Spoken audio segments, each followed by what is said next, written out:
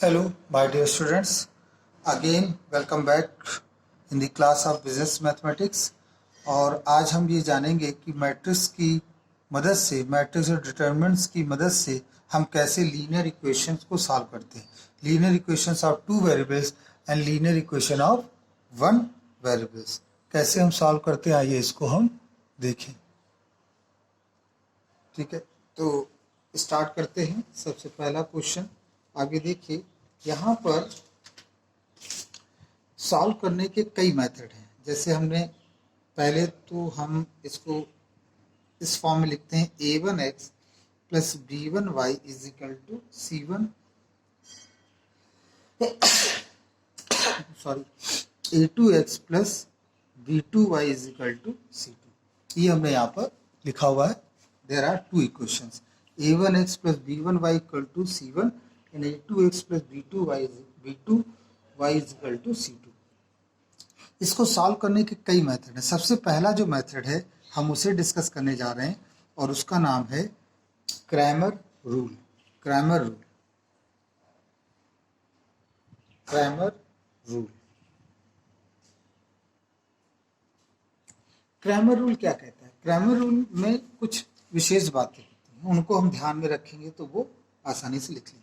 जैसे Cramer rule में सबसे पहले तो हम डेल्टा को कैलकुलेट करते हैं. डेल्टा का मतलब होता है कि इनके जो कोफिशिएंट है उनको लिख लीजिए और उनकी वैल्यू आप निकाल लीजिए. मतलब a1 b2 minus a2 b1, ये हो गया आपका डेल्टा का मान. क्या हमने लिखा बच्चों? Delta means coefficient of, delta means a determinant of coefficient of linear equation.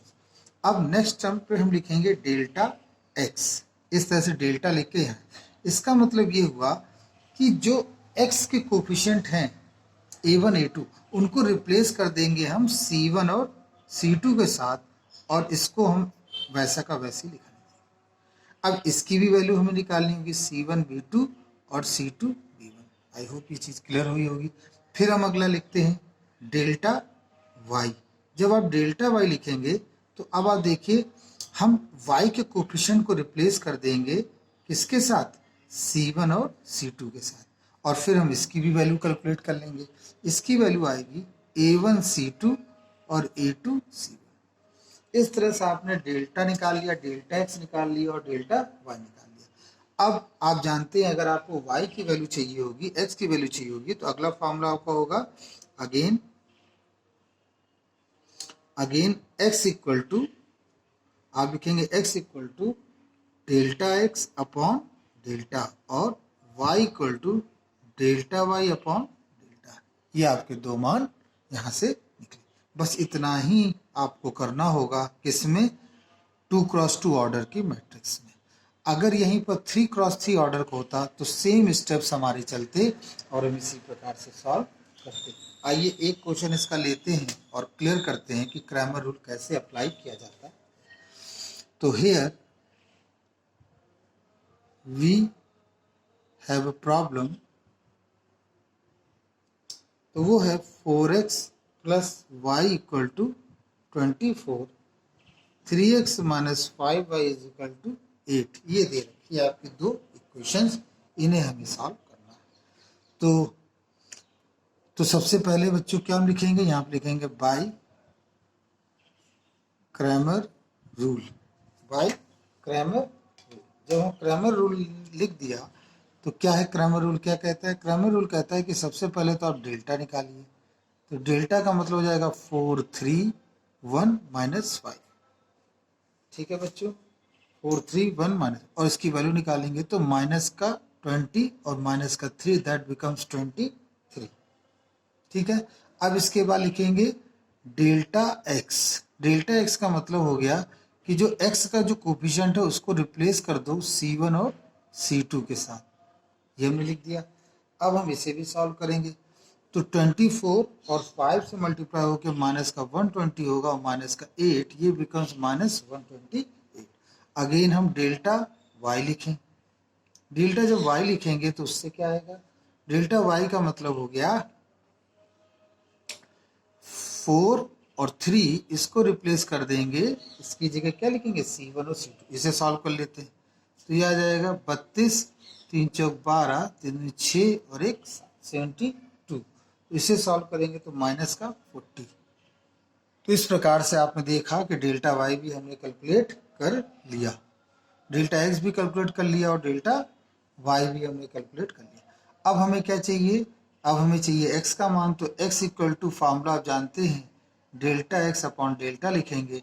Delta x कितना है बच्चों 128 और ये -23।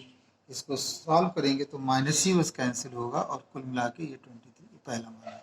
फिर हमने y लिखा तो that become delta y upon delta, और डेल्टा वाई की वैल्यू है -40 अपॉन -23, माइनस वाले कैंसिल हो गया 40 अपॉन 23। तो इस तरह से हमने ये चीज़ यहाँ पर कैलकुलेट कर ली। आई होप ये आपको समझ में आया होगा हमने किस तरह से इसे सॉल्व किया। तो क्रैमर रूल बहुत ही आसान रूल है, किसी भी कॉम्प्लिकेटेड क्वाड्रेटिक, किसी भी कॉम्प्लिकेटेड लीनियर इक्वेशन को सॉल्व करने का सबसे आसान मेथड है। आइए इसी में हम एक और देखें, एक बड़ा अच्छा न्यूमेरिकल है, उसे भी हम लोग देख लेते हैं। और वो क्या है रूल वो भी जानते हैं। वो रूल ये है सिंपल सा कि अगर आपका क्वेश्चन दिया है 3x3 ऑर्डर में तो हम कैसे उसे सॉल्व करेंगे। यकीन जानिए बच्चों, जैसे हमने ये लिखा वैसे ही 3x3 ऑर्डर का भी सॉल्व होगा, उसमें कोई चेंजेस नहीं आए। तो आइए क्रैमर रूल की मदद से 3x3 ऑर्डर को देखते हैं। क्वेश्चन हमारे पास है, ध्यान से देखिए बच्चों, क्वेश्चन हमारे पास 2x minus y plus 3z equal to 9, x plus 3y minus z equal to 4 और 3x plus 2y plus z equal to 10। हमारे पास ये तीन इक्वेशन दे रखी हैं और ये कह रहे हैं Cramer find x y z by Cramer rule. Cramer rule से हम इसे सॉल्व करें। तो आइए देखिए कैसे सॉल्व होगा। ये बहुत आसानी से सॉल्व होगा। देखिए सबसे पहले हम क्या करेंगे, सबसे पहले तो हमें डेल्टा निकालना है। तो डेल्टा का तरीका क्या है बच्चों, डेल्टा का तरीका है कि जितने भी कोफिशिएंट है एक्स वाई जेड के उनको लिख दीजिए। 2 1 3 -1 3 2 3 -1 1, ये हम लिख दिया इसके कोफिशिएंट। अब आपको पता है इसकी वैल्यू निकाली जाती है, तो इसकी वैल्यू निकालने के लिए हमने पहले भी डिस्कशन कर रखा है। ये कॉलम और ये रो गायब हो जाती है, 3 बन जाए 3 और -2 आएगा, लेकिन वहाँ पर वो प्लस हो जाएगा। माइनस माइनस प्लस आगे सॉल्व करेंगे तो ये 1 और ये प्लस का 3। आप मेरे पुराने वीडियो देख सकते हैं, वहाँ पर मैंने इसको काफ़ी डिटेल में समझाया है कि कैसे हम इसे सॉल्व करें। यह आ जाएगा 10, यह आ जाएगा 4 और ये 7 3 21 माइनस का 21। तो कुल मिला के यहाँ से आपको प्राप्त होगा माइनस का 7। ठीक है, तो ये क्लियर हो गया बच्चों कि ये माइनस का 7 इसको कैलकुलेट होके आया। अब मैंने आपको बताया था इसके बाद क्या निकालते हैं बच्चों, इसके बाद निकालते हैं डेल्टा एक्स। तो डेल्टा एक्स के लिए हम यहाँ लिख देंगे डेल्टा एक्स और फिर हम एक इस तरह का कॉलम बना लेंगे, लेकिन अब की एक्स के कोफिशिएंट को किससे रिप्लेस करेंगे, 9 4 10 से। तो 9 4 10 और यहाँ लिख देंगे -1 3 2 3 -1 1। अब इसे भी हम सॉल्व कर लेंगे, डेल्टा एक्स है, इसे भी हम सॉल्व कर लेते हैं। तो इसे जब हम सॉल्व करेंगे तो 9 लिखेंगे, 3 बन जा 3 और प्लस 2 हो गया, फिर माइनस प्लस हो गया, फिर ये कॉलम ये रो गायब होगी 4 और ये प्लस का 10 आया, प्लस माइनस प्लस ये 3 और ये आ गया 8 माइनस का 30। और इसे जब हम सॉल्व करेंगे तो ये 45 हो गया, ये 14 हो गया और इसे जब हम सॉल्व करेंगे तो ये आ जाएगा माइनस का 66। और इसे जब हम पूरी तरह से बाइंड अप करेंगे तो माइनस का 7 आपको प्राप्त। तो यहाँ से आपने डेल्टा एक्स निकाल लिया। अब हम निकालने जा रहे हैं बच्चों डेल्टा वाई। डेल्टा वाई का मतलब हो गया कि जो कोफिशिएंट हैं वाई के उनको हम 9 4 10 लिख देंगे। तो वाई के कोफिशिएंट यहाँ लिखे जाते हैं 9 4 10 और सारे के सारे कोफिशिएंट एज इट इज लिख दिए जाएंगे।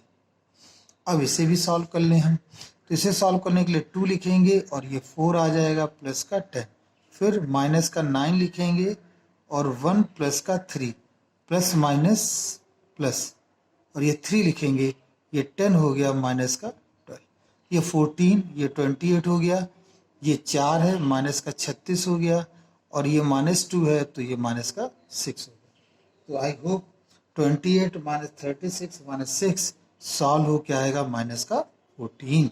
और फिर अगेन आप जब समझ गए होंगे, अब एक और बाकी है, that is delta Z. Delta Z निकालने के लिए जेड के कोफिशिएंट को हमें चेंज करना होगा और उसकी जगह हमें लिखना होगा 9, 4, 10।